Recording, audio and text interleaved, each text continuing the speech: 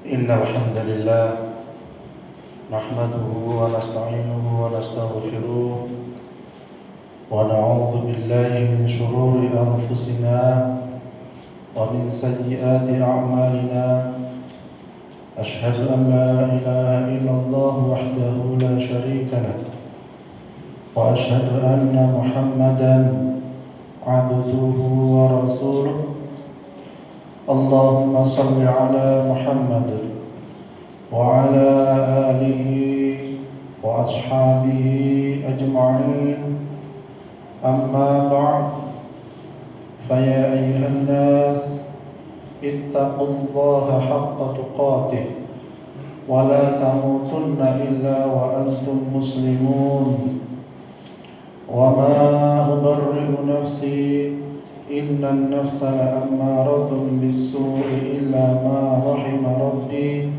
إن ربي لغفور رحيم.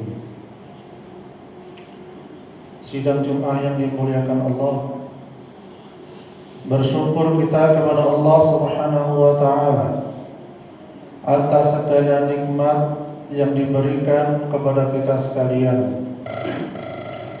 Dan tak lupa, marilah senantiasa kita meningkatkan ketakwaan kita kepada Allah Subhanahu wa taala dalam artian menjalankan apa yang diperintahkannya dan menjauhi apa yang dilarangnya.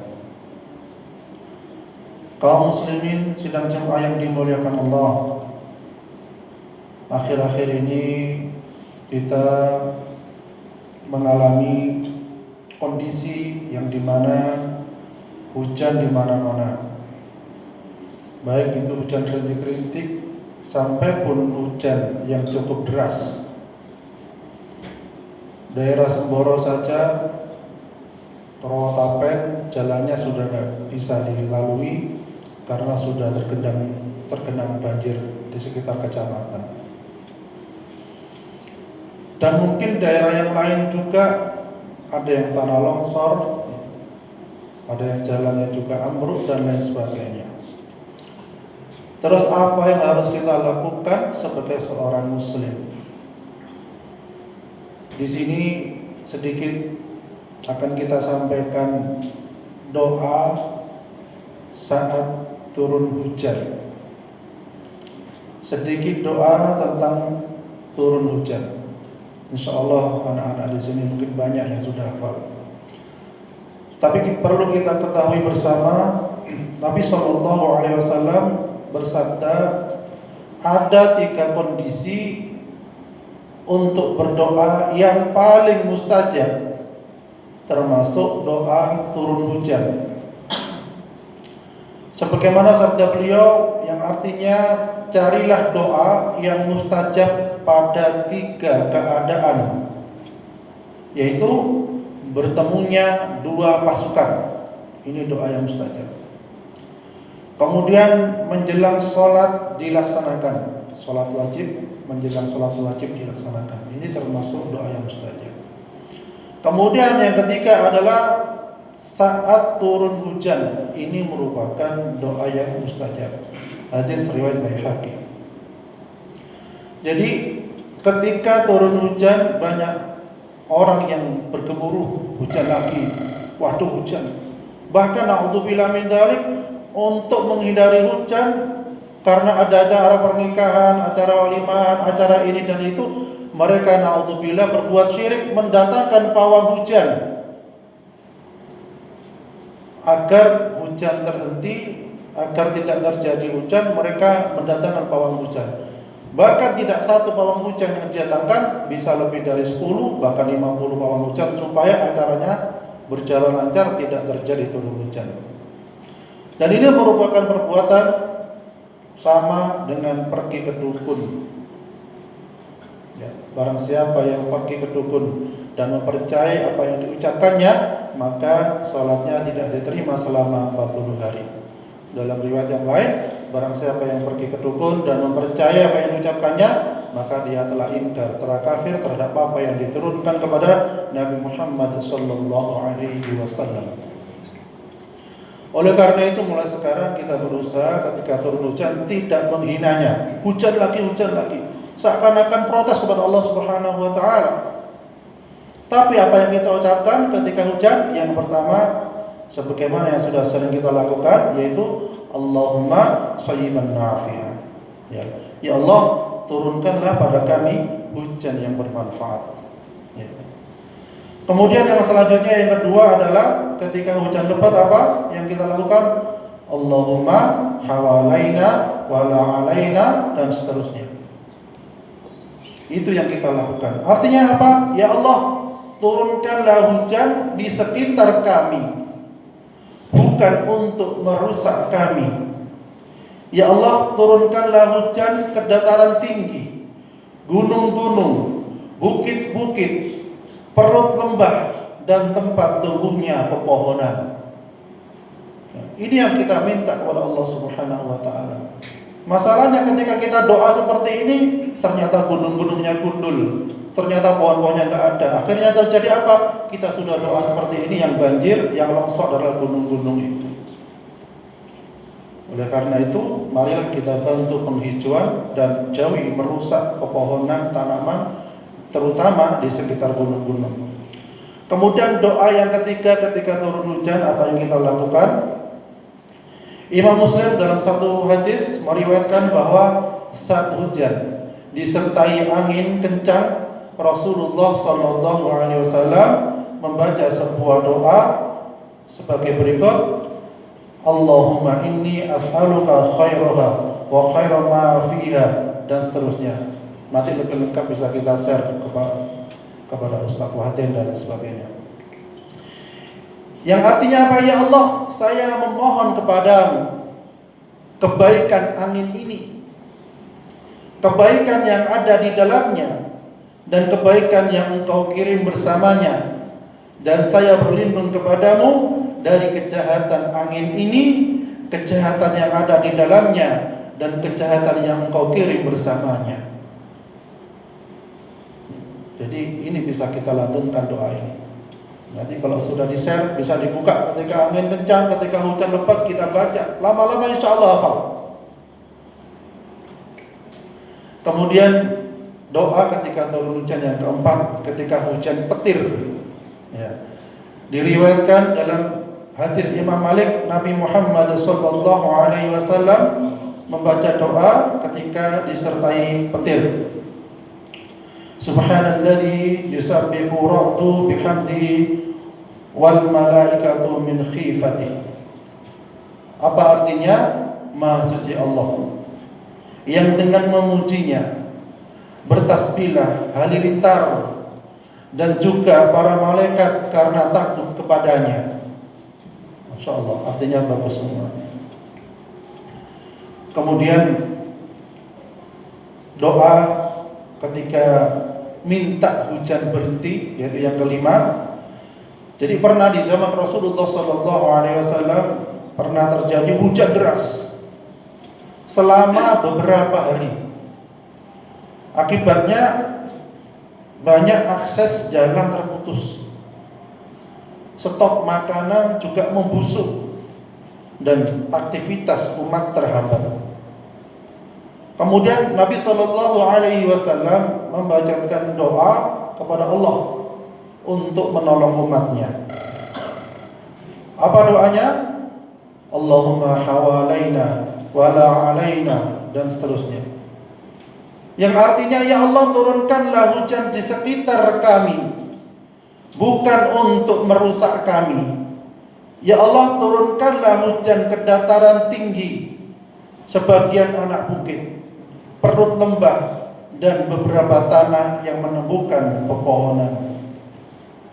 Jadi inilah sunnah atau tugas kita ketika terjadinya hujan. Semoga kita selalu bergantung kepada Allah, agar hujan yang Allah turunkan ini membawa rahmat, membawa berkah, dan insyaallah membawa kebahagiaan kita dunia dan akhirat. Amin ya rabbal alamin. Barakallahu fil Qur'anil azim wa nafa'ani wa iyyakum bima fihi minal ayati wa dzikril hakim wa taqabbal minni innahu huwal ghafurur rahim.